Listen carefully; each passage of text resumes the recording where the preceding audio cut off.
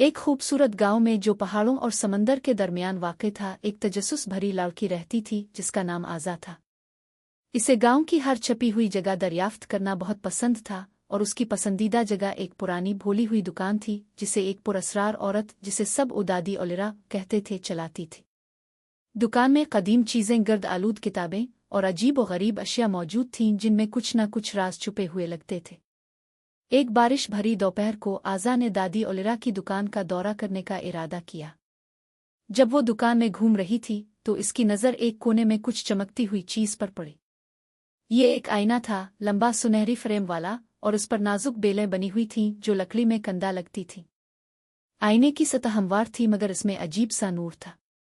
आज़ा तजस्सुस में आईने के करीब गई। जैसे ही इसने आईने में देखा कुछ अजीब होने लगा। इसका अक्स झिलमिलाने और बदलने लगा। इससे पहले कि वो समझ पाती आईने ने बोलना शुरू कर दिया, मैं अजायबात का आईना हूँ और मैं वो जाहिर करता हूँ जो छुपा हुआ है, न सिर्फ वो जो नज़र आता है। आज़ा हैरान हुई मगर उसकी दिलचस्पी बढ़ गई। इसने पूछा, आपका क्या मतलब है? क्या आप मुझे कुछ दिखा सकते हैं? आईने की सतह लहराने लगी और अचानक आज़ा खुद को आईने के अंदर एक दुनिया में पाई।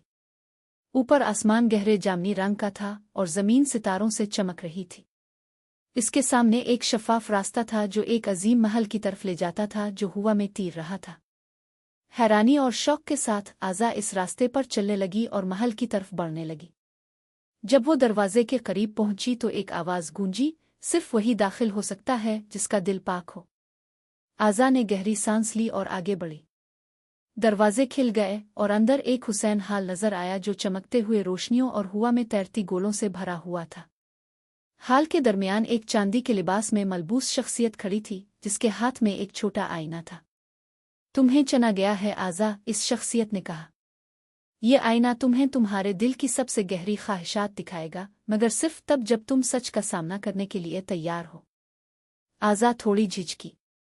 इसने अपने ख्वाबों के बारे में सोचा, गांव से बाहर की दुनिया देखने की ख्वाहिश, नए राज़ों को जाने और इंकिशाफ करने का शौक। लेकिन इसे ये भी डर था कि आईना इसे इसकी अपनी कमजोरियों और खौफों को दुखा देगा। कांपते हाथों से इसने शख्सियत से आईना ले लिया। जैसे ही इसने आईने में देखा तस्वीरें घूमने लगे। इसका खानदान, इसके दोस्त और उसका गांव सामने आए, लेकिन साथ ही वो लम्हात भी नजर आए जब वो अपनी ताकत और हौसले पर शक करती थी। फिर आईने में इसने खुद को उन खौफों पर काबू पाते हुए देखा और हर चैलेंज के साथ मजबूत होती गई। आज़ा की आंखों में आंसू आ गए जब इसे एहसास हुआ कि आईना न सिर्फ उसकी ख्वाहिशात बल्कि उनको पूरा करने का रास्ता दिखा रहा है। ये जाहिर कर रहा था कि अगरचे रास्ता मुश्किल हो सकता है, लेकिन इसमें वो ताकत मौजूद है जो इसे कामयाब करेगी। चांदी के लिबास में मलबूस शख्सियत ने नरमी से मुस्कुराते हुए कहा, आईने ने तुम्हें तुम्हारा सच दिखाया है। याद रखो, तुम्हारी रहनुमाई आईने की जादुई ताकत से नहीं होगी बल्कि तुम्हारे दिल की जुर्रत से होगी। आज़ा ने सर हिलाया और खुद में एक नया हौसला महसूस किया। इसने शख्सियत का शुक्रिया अदा किया और वापस जाने लगी। जैसे जैसे वो शफाफ रास्ते पर चलती गई, आईने की दुनिया मध्यम होने लगी और जल्द ही वो दोबारा दादी ओलिरा की दुकान में खड़ी थी, हाथ में छोटा आईना लिए हुए।